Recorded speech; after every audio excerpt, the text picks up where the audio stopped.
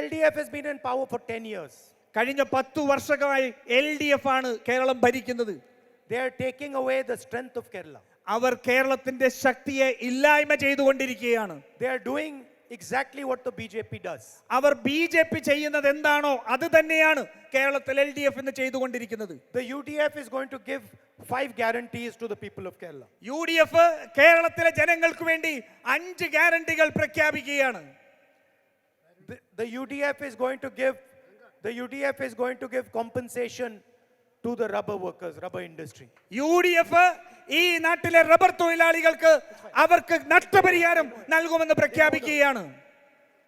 So I'll read out the UDF's guarantees, which are protection for the people of Kerala. ഞാൻ ഇവിടെ UDF നൽകുന്ന ഗ്യാരണ്ടികൾ ഞാൻ ഇവിടെ വായിക്കാൻ ആഗ്രഹിക്കുകയാണ്. അത് ജനങ്ങൾക്ക് സംരക്ഷണം നൽകുന്ന ഗ്യാരണ്ടികളാണ്. I'm seeing quite a few ladies in the crowd. ഞാൻ ഇവിടെ ഇരിക്കുന്നവരിൽ കുറേയധികം സ്ത്രീകളെ കാണുന്നുണ്ട്.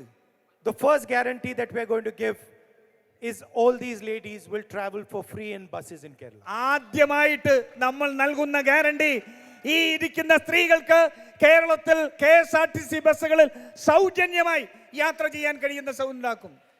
The second guarantee is 1,000 rupees a month for college going girls of Kerala. Every single college going girl. നമ്മുടെ രണ്ടാമത്തെ ഗ്യാരണ്ടി കോളേജിൽ പഠിക്കുന്ന നമ്മുടെ പ്രിയങ്കരെ പെൺകുട്ടികൾക്ക് എല്ലാ മാസവും 1000 രൂപ അവർക്ക് നൽകും എന്ന് പ്രഖ്യാപിക്കുന്നു. Now I can see quite a few people, older people here as well. എനിക്ക് ഇവിടെ മുതിർന്നവരായിട്ട് ഒത്തിരി പേരെയും കാണാൻ സാധിക്കുന്നുണ്ട്. We are going to increase their welfare pension to 3,000 rupees a month. നമ്മൾ അവരുടെ സാമൂഹിക സുരക്ഷാ പെൻഷൻ 3000 രൂപയാക്കി വർദ്ധിപ്പിക്കുമെന്ന് ഉറപ്പ് നൽകുകയാണ്. We are going to start a new health insurance scheme that is going to give each family 25 lakh rupees of health care when required. നമ്മൾ പുതിയ ഒരു ആരോഗ്യ സംരക്ഷണ ഇൻഷുറൻസ് പദ്ധതി നമ്മൾ രൂപീകരിക്കുകയാണ്. ഒരു കുടുംബത്തിന് 25 ലക്ഷം രൂപയുടെ ഇൻഷുറൻസിന്റെ സംരക്ഷണം അവർക്ക് ലഭിക്കുമെന്ന് ഉറപ്പ് നൽകുന്നു.